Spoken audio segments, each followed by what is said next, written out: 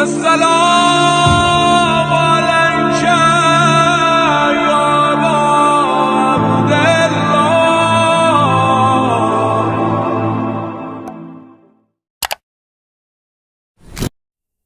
ماہ رمضان ہے اور شب ضربت مولا کائنات علیہ الصلوۃ والسلام، اور آج کی رات شب قدر کی طاق راتوں میں پہلی رات ہے. یقیناً ابھی تک جتنے بھی ہم نے اعمال کیے ہوں گے، خداوند متعال ان کو اپنی بارگاہ میں قبول اور مقبول فرمائے. شب قدر کی رات ان بہترین راتوں میں سے ایک رات ہے کہ جس کے لیے بہت سارے فضائل جو ہے وہ ذکر ہوئے ہیں. یہ ایک رات کئی مہینوں کی راتوں سے افضل ہے. اس رات کو خدا اپنے کرم، اپنے رحمت سے اس میں وہ دسترخوان ہمارے لیے بچھاتا ہے کہ جس میں سے ہم اگر چاہیں تو اپنی ظرفیت کے حساب سے بہت کچھ جمع کر سکتے ہیں. ایک عالم بزرگوار فرماتے ہیں کہ ہم بعض اوقات شب قدر کے اندر جو دعائیں مانگتے ہیں کہ خدا ہمیں یہ عطا کر دے، آنے والے سال میں ہمیں یہ دے دے، رزق میں اضافہ کر دے، اولاد دے دے، گھر دے دے، جو ہماری ضروریات ہیں، جب ہم ان کی دعائیں کرتے ہیں یا حتیٰ یہ بھی دعا کرتے ہیں کہ پروردگار ہمیں تو بہشت میں جگہ دے، ہمیں جنت فردوس عطا کر. وہ فرماتے ہیں کہ یہ جتنی بھی ہم دعائیں مانگتے ہیں، یہ ساری دعائیں اس دسترخوان پر کہ جو ہمارے لیے بچھایا جاتا ہے، اس میں یہ وہ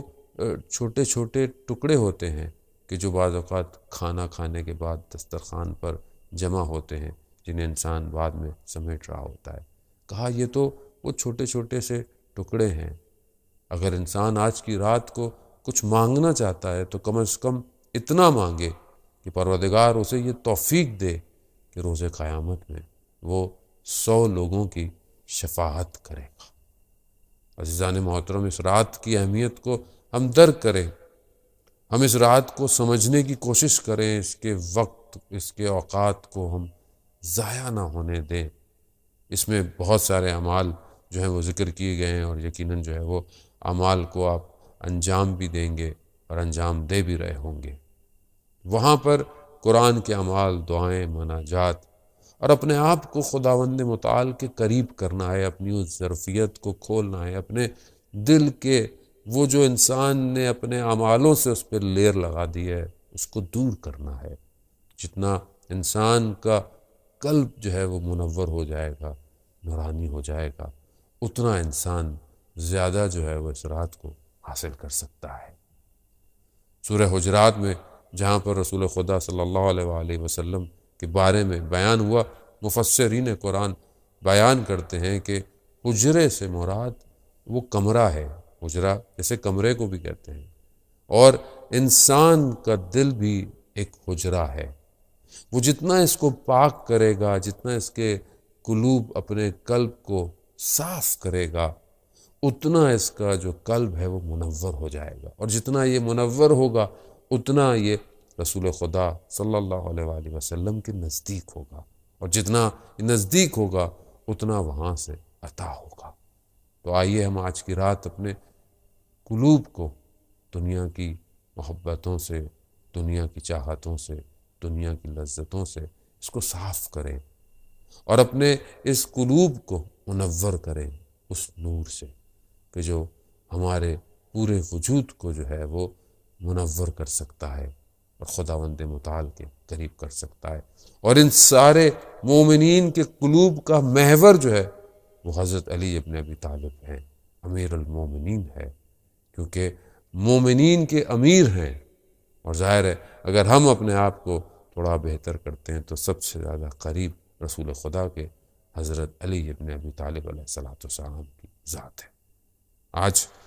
آج وہ رات ہے کہ جب مولا کائنات وہ ضربت لگی اور امام زخمی ہوئے، اور چند دن بعد امام کی شہادت ہو گئی. یقیناً ماہ رمضان میں یہ ایام عزا کے ایام ہیں، غم کے ایام ہیں. وہیں پر ہمارے ہاں بہت ساری یقیناً ان حالات میں کہ اس طرح ہر جگہ تو شاید ممکن نہیں ہو پا رہا کہ جس طرح ہم مجالس کو اور عزاداری کو قائم کرتے تھے. جلوس کرتے تھے، ماتم کرتے تھے، لیکن پھر بھی جہاں جہاں بھی ہیں خداوند متعال نے ہمیں یہ توفیق دی ہے کہ ہم کسی بھی طریقے سے اس ذکر کو نہ روکیں، اس عزاداری کو نہ روکیں، چاہے وہ جو ہے وہ آن لائن ہی کیوں نہ ہو، چاہے وہ کسی بھی طریقے سے ہو، ایک کمیونٹی کر رہی ہو، ایک شہر میں ہو رہا ہو، یا کوئی نہ کوئی آرگنائزیشن آپ کے لیے ان چیزوں کو آپ تک پہنچا رہی ہو۔ اصل ہدف اس ذکر کو کرتے رہنا ہے اور اس ذکر پہ قائم رہنا ہے اور اپنی ذات کو تبدیل کرنا ہے۔ بہرحال اسی سلسلے میں جو ہے وہ میں چند گزارشات جو ہے وہ آپ کی خدمت میں کہ ہم اپنے قلوب کو ذکر اہل بیت سے منور کریں۔ روایت ہے خاص طور پہ جو رسول خدا کے چچا تھے عباس، وہ آئے اور رسول خدا کی خدمت میں آئے اور بیٹھے، اور پھر انہوں نے دیکھا کہ ایسے میں حضرت علی جو ہیں وہ داخل ہوئے ہیں۔ جیسے ہی حضرت علی داخل ہوئے، رسول خدا کے چہرہ کھل اٹھا خوشی سے، اور ان کو دیکھ کر ان کے چہرے پر جو کیفیت پیدا ہوئی اس کو دیکھ کر جو ہے وہ انہوں نے فرمایا کہ کیا آپ جو ہے وہ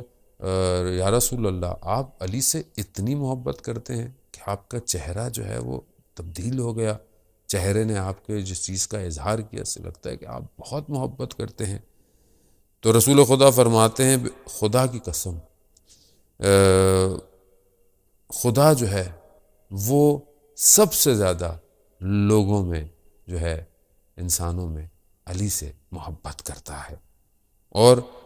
جب خدا اتنی محبت کرتا ہو تو پھر ظاہر ہے دوسرے لوگوں کو بھی حضرت علی علیہ السلام سے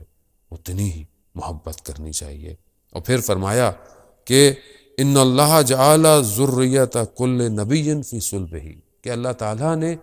ہر نبی کی جو نسل تھی اس کو انہی کے سلوب میں، یعنی کہ انہی کے سلب میں رکھا، ان کی نسلوں کو، ان کی اولادوں کو۔ جس طرح حضرت ابراہیم کی نسل کو حضرت اسماعیل اور حضرت اسحاق کے اندر رکھا، حضرت یعقوب کی نسل سے حضرت یوسف آئے، اور اسی طرح حضرت داؤد کی جو ہے وہ نسل سے حضرت سلیمان جو ہے نبی جو ہے وہ آئے۔ مگر پروردگار نے یعنی خود رسول خدا کی ذریت کو حضرت علی علیہ السلام کے سلوب میں رکھا، اور حضرت علی ہی کے فرزند کو، ان کی جو اولاد تھی انہی کو اوصیاء اور اولیاء قرار دیا۔ آئمہ علیہ السلام سب حضرت علی علیہ السلام کی جو ہے وہ نسل میں سے قرار پائے۔ یہ خدا کا لطف و کرم ہے، یہ خدا کا حضرت علی کو پسند کرنا ہے کہ وہ چاہتے تھے کہ یہ سلسلہ جو ہے وہ ان کی ذات سے جو ہے وہ آگے کی طرف بڑھے۔ پھر بہرحال اب حضرت علی علیہ السلام سے محبت کرنا یا ان کی حمد و ثنا کرنا یا ان کے بارے میں کہنا، یہ ہمارے بس کا کام نہیں ہے کہ جس کے لیے جو ہے وہ قرآن حمد و ثنا کر رہا ہو، جس کے لیے قرآن یہ کہہ رہا ہو کہ دنیا کے سارے درخت قلم بن جائیں اور سارے سمندر جو ہے وہ سیاہی بن جائیں، مگر پھر بھی کلمت اللہ کے فضائل بیان نہیں کیے جا سکتے۔ مگر جتنی بھی حمد و ثنا ہم کر سکتے ہیں وہ ہمیں کرنی چاہیے، مگر دوسرے زاویے سے دیکھیں کہ حضرت علی علیہ السلام ہم سے کیا چاہتے ہیں۔ جبکہ رسول خدا ہی کی جو ہے وہ حدیث ہے، فرماتے ہیں کہ جنت میں جو ہے جنت میں داخل جب ہوں گے، یا جنت کوئی دروازہ اس پر جو کھونٹی ہے، اس پر جو وہ لگا ہوا ہے، جس کو نوک کیا، جس کو کھٹکھٹایا جائے گا،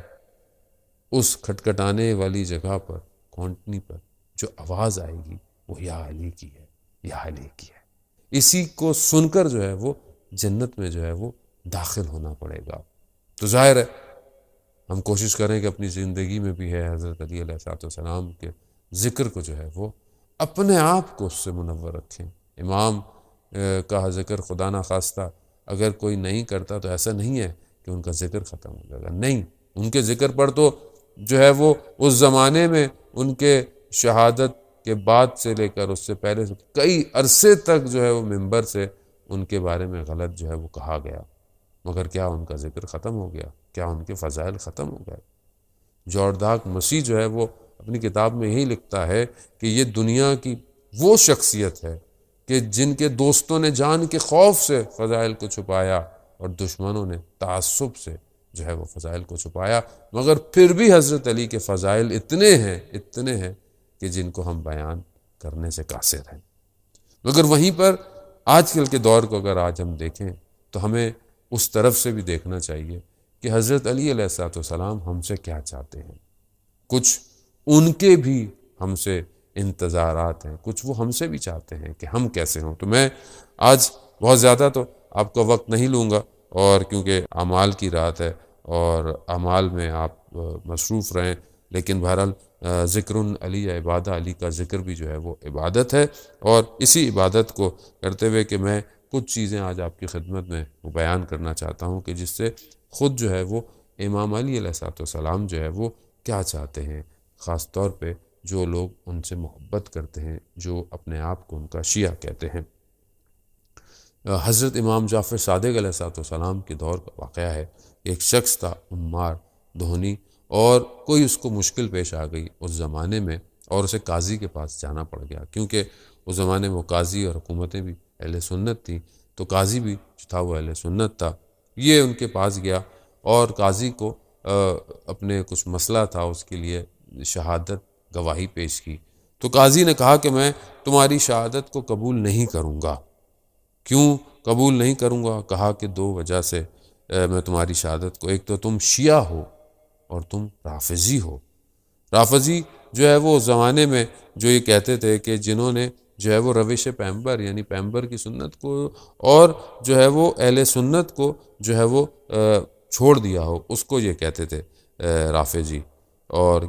رفضہ جو ہے وہ لغت میں کنارہ کر دینا، یعنی کسی چیز کو چھوڑ دینا کے معنوں میں استعمال ہوا ہے۔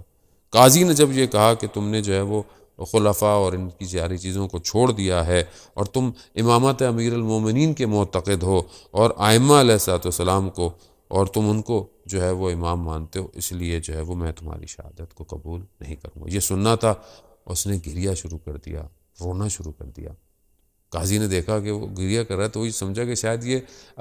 اپنے عقیدے کی وجہ سے جو ہے وہ شرمندہ ہے۔ کہا کہ اگر تم اپنے عقیدے سے پلٹنا چاہتے ہو تو میں تمہاری مدد کروں گا۔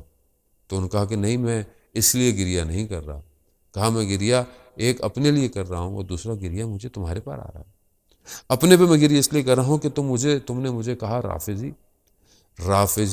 تو اس کو کہتے ہیں کہ جو باطل کو ترک کر دے۔ رافضی سب سے پہلے جو لفظ استعمال ہوا وہ ان ساحران، ان جادوگروں کے لیے استعمال ہوا تھا کہ جنہوں نے فرعون کو ترک کر دیا تھا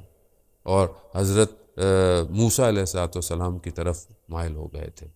اور انہوں نے باطل کو ترک کر دیا تھا۔ گناہوں کو ترک کر دینا جو ہے وہ رافضی کہلاتا ہے۔ اور تم نے مجھے کہا ہے کہ میں اپنے اندر یہ صلاحیت نہیں پاتا، میں اپنے اندر اس وجود کو نہیں پاتا کہ میں نے ان ساری چیزوں کو ترک کر دیا ہو۔ دوسرا، تم نے مجھے شیعہ کہا، میں کہاں؟ اور شیعان امیر المومنین کہاں؟ شیعان امیر المومنین تو حضرت سلمان تھے، حضرت عمار تھے، حضرت ابو ذر تھے، میں کہاں؟ اور شیعان امام جعفر صادق علیہ السلام کہاں؟ مجھے تو اپنے پر گریہ آ رہا ہے کہ تم نے مجھے اتنے بڑے بڑے لقب جو ہے وہ دے دیے جبکہ میں اس قابل نہیں ہوں۔ اور دوسرا، مجھے تم پر گریہ آ رہا ہے کہ تم اس جگہ پر ہوتے ہوئے تمہیں علم ہی نہیں ہے کہ کون سا لفظ کس کے لیے استعمال کیا جاتا ہے۔ وہ شخص بہرحال وہاں سے اٹھا اور جب امام کی خدمت میں یعنی امام جعفر صادق علیہ السلام کی خدمت میں پہنچا تو امام کو جب اس نے بتایا تو امام نے کہا کہ بہت اچھا کام کیا تم نے، اور تم نے جو ادب اور احترام کیا اور ہمارے اس کے لیے تم نے دفاع کیا، ڈیفینڈ کیا، خدا تمہارے سارے گناہوں کو معاف کر دے۔ اب یہ بہت زیادہ ضروری ہے کہ انسان جو ہے وہ دفاع کرے ولایت کا، اور ولایت کا یہ وہ پہلی صفت ہے کہ جس کے لیے امیر المومنین علی ابن ابی طالب علیہ السلام ہم سے چاہتے ہیں۔ بعض لوگ کہتے ہیں کہ لوگ ہم سے پوچھتے ہیں، بعض اوقات ہمارے بہت سی چیزوں کو جو ہے وہ غلط بیان کیا جاتا ہے تو ہم کس طرح ڈیفینڈ کریں، کس طرح بیان کریں۔ بات یہ کہ جو حق ہے اس کو بیان کیا جائے، مگر اس کے تقاضوں کے اندر رہ کر، گفتگو میں رہ کر ساری چیزیں حق کو بیان کرنا ضروری ہے، مگر ظاہر ہے کہاں کس طرح بیان کرنا ہے یہ بھی ضروری ہے۔ اور یہ ادب اور احترام بھی ضروری ہے کہ ہم اہل بیت علیہ الصلوۃ والسلام کے ماننے والے ہوں تو ہم اس موقف کو لوگوں تک جو ہے وہ پہنچائیں۔ رسول خدا صلی اللہ علیہ وآلہ وسلم نے جو ہے وہ حضرت علی علیہ الصلوۃ والسلام کو فرمایا کہ جبرائیل میرے پاس آئے ہیں اور اللہ تعالیٰ نے جو ہے وہ جو حضرت علی کے شیعہ ہیں ان کے لیے 7 جو ہے وہ چیزوں کو بیان کیا ہے کہ پہلی چیز جو ان کے اندر خصوصیات پائی جائیں گی وہ 7 ہیں۔ یہ 7 خصوصیات کیا ہیں؟ پہلی یہ ہے کہ ان کو مرتے وقت جو ہے وہ ان کو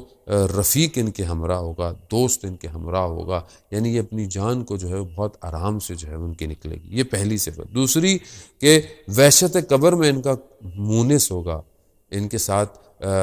کوئی ان کی اس کو مدد کرے گا۔ تیسرا ان کو جو ہے وہ جب اندھیرا ہوگا، تاریکی ہوگا، جب ظلمت ہوگی تو ان کے ساتھ نور ہوگا۔ چوتھی چیز کہ جب روز قیامت میں فریاد اور نالہ برپا ہوں گے اس زمانے اس وقت ان کو امنیت جو ہے ملے گی، ان کو سکون دیا جائے گا۔ اور 5ویں چیز جو ہے کہ جب عدالت، خاص طور پہ جب اعمال کو جو ہے وہ ناپا تولا جائے گا اس وقت ان کے ساتھ عدالت ہوگی۔ اور جب صراط سے گزارا جائے گا تو ان کے پاس صراط سے گزرنے کا جو ہے وہ جواز ہوگا، ان کے پاس ایسی چیز عطا کی جائے گی تاکہ یہ صراط سے جو ہے وہ آرام سے گزر سکے۔ اور جب ان کو جنت میں داخل کیا جائے گا تو یہ باقی لوگوں سے پہلے جو ہیں وہ جنت میں داخل کیے جائیں گے۔ یہ 7 خصوصیتیں شیعان علی ابن ابی طالب علیہ السلام کی ہیں کہ پروردگار ہمیں آج کی رات کے صدقے میں ہمیں یہ خصوصیات جو ہے وہ عطا فرمائے۔ اب میں بہت تیزی سے بہرحال ان صفات کو، ان انتظارات کو جو امام علی چاہتے ہیں شیعان حیدر کرار سے، اپنے شیعوں سے، وہ کیا ہونی چاہیے۔ پہلی صفت امام فرماتے ہیں کہ ہمارے شیعتنا متبادلون فی ولایتنا،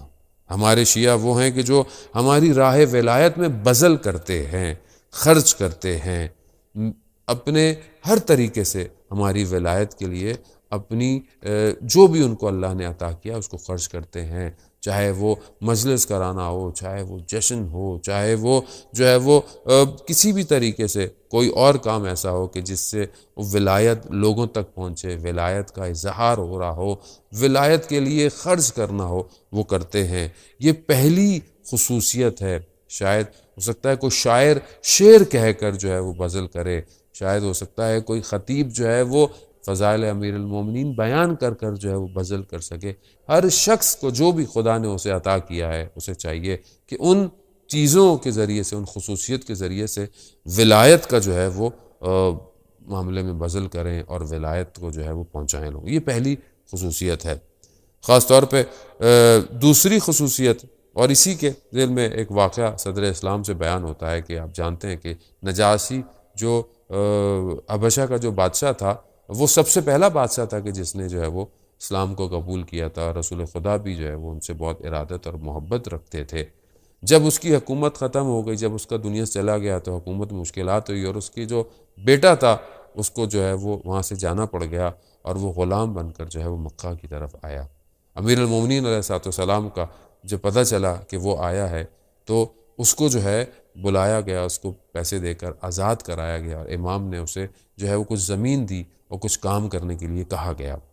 یہاں پر جو ہے وہ جب وہ اتنے عرصے رہا اور امیر المومنین علیہ الصلوۃ والسلام کی ولایت میں اتنا جذب ہو گیا، کچھ عرصے کے بعد جو ہے وہ حبشہ سے لوگ آئے جن کو پشیمانی ہوئی کہ ایسا نہیں کرنا چاہیے تھا، دوبارہ سے کہا کہ واپس آؤ اور تخت و تاج واپس لے لو اور دوبارہ سے آ کر جو ہے وہ ہمارے بادشاہ بن جاؤ۔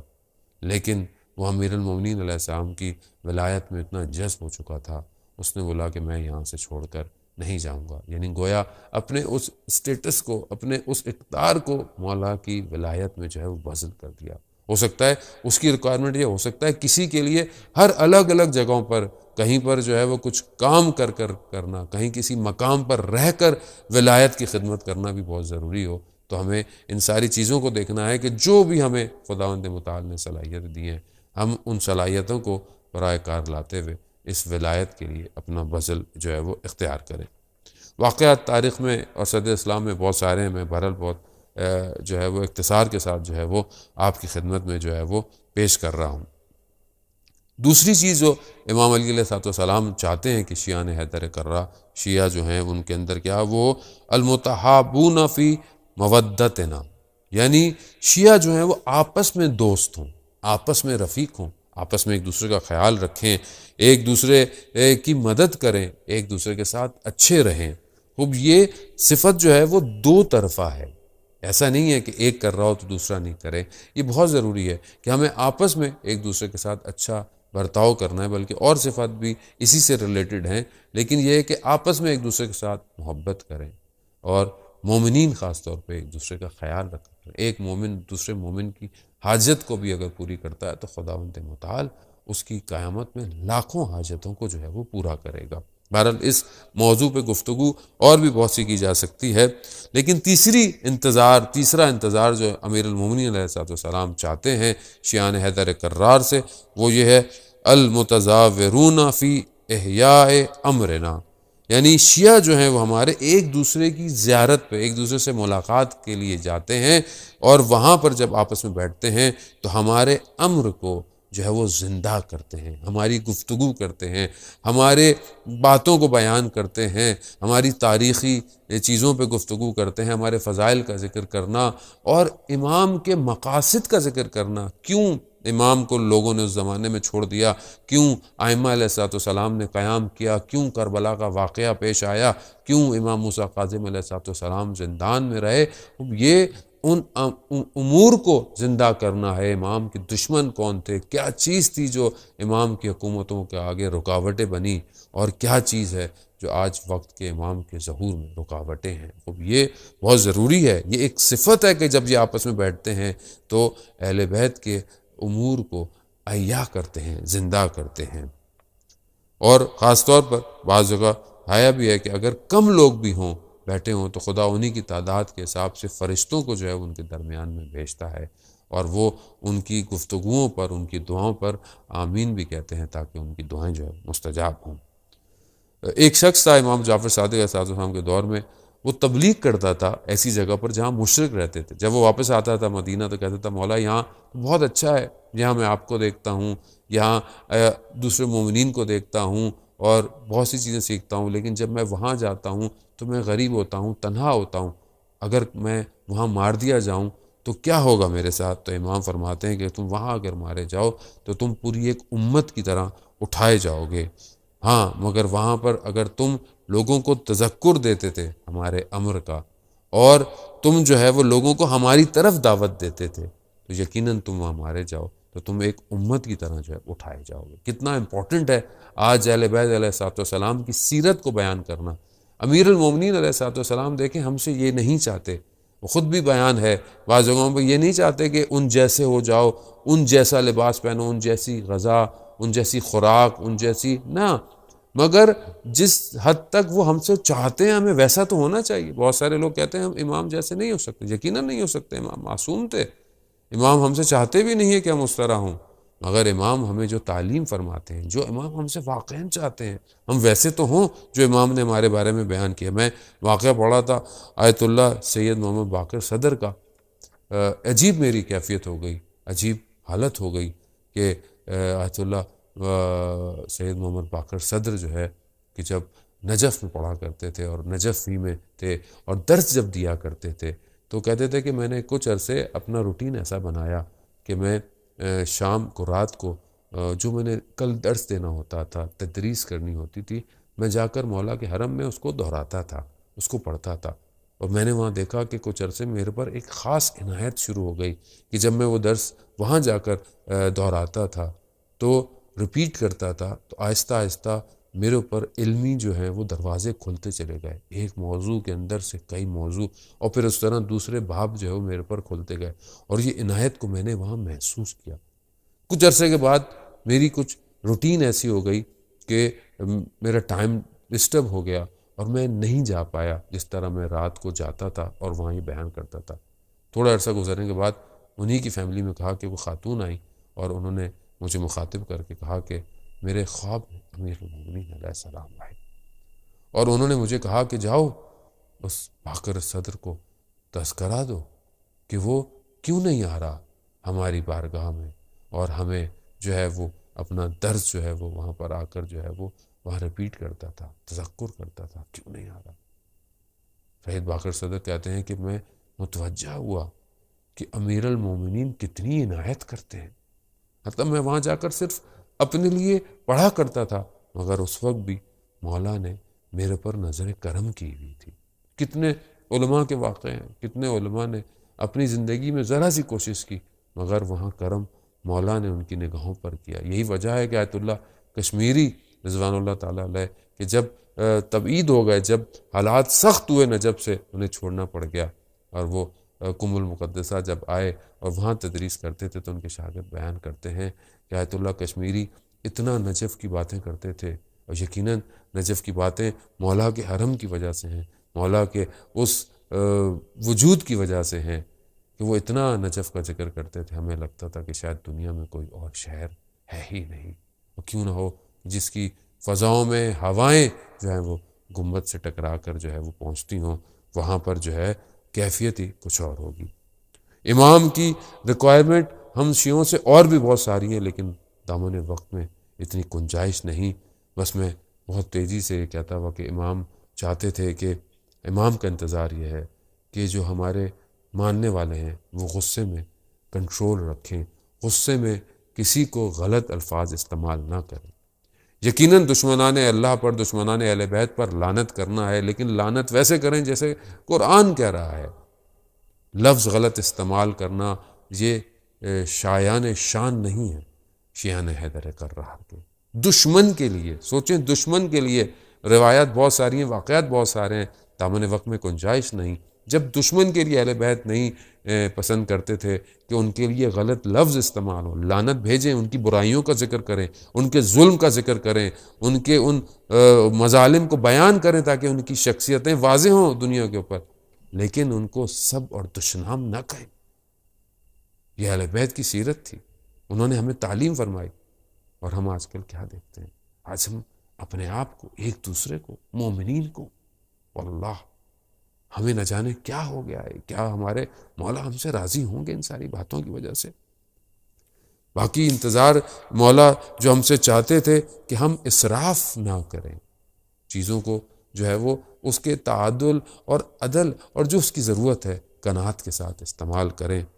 اپنے ہمسایوں کا خیال رکھیں، ان کے حق میں دعائیں کریں، ان کے احوالات سے خبردار رہیں کہ کسی کو کیا ضرورت ہے، کیا ضرورت نہیں ہے، آپس میں نیک اخلاق رکھیں، محبت سے، نرم خوئی سے آپس میں گفتگو کریں۔ رات کو مولا امیر المومنین ایک جگہ سے گزر رہے ہوتے ہیں، پیچھے سے کچھ آواز آتی ہے، مولا پوچھتے ہیں کون ہو؟ کہا مولا آپ کی شیعہ ہے۔ امام پلٹ کر دیکھتے ہیں، کہتے ہیں مجھے تمہارے اندر کوئی ایسی نشانی نظر نہیں آ رہی جو میرے شیعوں میں ہو، خدا نہ کرے کہ کہیں ایسا ہو کہ ہمارے اندر کوئی ایسی نشانی نہ ہو کہ ہم یہ نہ کہہ سکیں کہ مولا ہم تو آپ کی شیعہ ہیں۔ خدا نہ کرے کہ ہمارے اندر کوئی ایسی نشانی نہ ہو کہ جو شیعان حیدر کرار میں ہونی چاہیے۔ خدا نہ کرے کہ ہم ایسے لوگوں میں شمار ہو جائیں کہ جن کے اندر کوئی بھی شیعان حیدر کرار کی نشانی نہیں پائی جاتی۔ یقیناً امام ہم پر لطف اور کرم کرے۔ آج کی رات بڑی سخت رات ہے، آج کی رات وہ ہے کہ جس کے لیے میرا مولا ہر رمضان کی شبوں میں انتظار کر رہا۔ آج کی رات وہ ہے کہ میرے مولا نے کئی دفعہ امام حسن سے پوچھا بیٹا اس مہینے کے کتنے دن گزر گئے؟ امام حسین سے پوچھتے ہیں بیٹا کتنی شبیں گزر گئی ہیں؟ اور اپنی راتوں کو تقسیم کیا اپنے فرزند، اپنی اولاد کے گھروں میں۔ اور آج کی رات شاید حضرت ام کلثوم کے گھر پر تھی،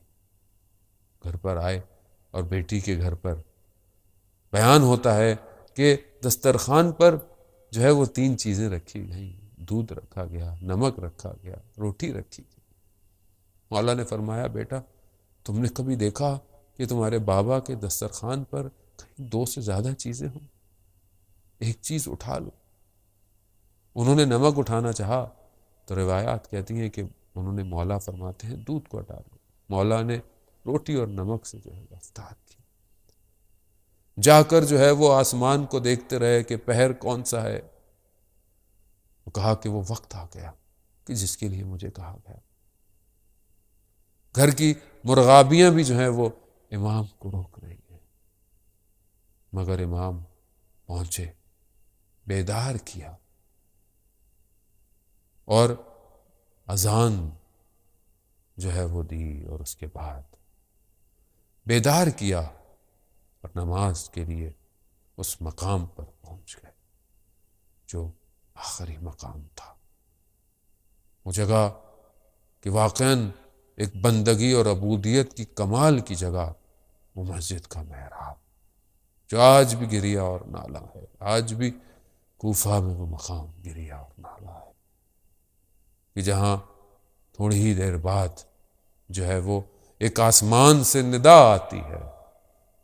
کہ وہ ارکان الہدیٰ، وہ علی المرتضیٰ دنیا سے چلے گئے۔ ہاں اسد عالم محترم، بڑا سخت ہے اس درد کو بیان کرنا۔ امام آتے ہیں، امام کے فرزند امام حسن امام حسین اپنے بابا کو اس حالت میں لے کر جاتے ہیں، اصحاب جمع ہو جاتے ہیں، مصائب آپ سنتے رہتے ہیں، امام کو لے کر جا رہے ہیں اور امام کو لے کر جاتے ہیں، اصحاب بھی ساتھ ہیں، گریے کی آواز ہے، لیکن جیسے ہی گھر کے قریب پہنچتے ہیں تو کہتے ہیں اپنے اصحاب کو بس ان کو کہو یہیں رک جائیں اور گریہ نہ کریں اور مجھے میرے پیروں پر کھڑا کر دیں، کیونکہ گھر میں میری بیٹیاں ہیں، میں نہیں چاہتا کہ ان کے کانوں تک یہ آواز جائے، ان کے کانوں کو یہ آواز سنے۔ میں کہوں گا یا امیر المومنین، آج اس کوفہ میں آپ نہیں چاہتے کہ آپ کی بیٹیوں تک کسی کی آواز جائے، مگر یہی کوفہ ہوگا اور یہی آپ کی بیٹیاں ہوں گی اور یہی شہر ہوگا۔ آپ تو کوفہ کے یتیموں کا بھی خیال کرتے تھے مولا۔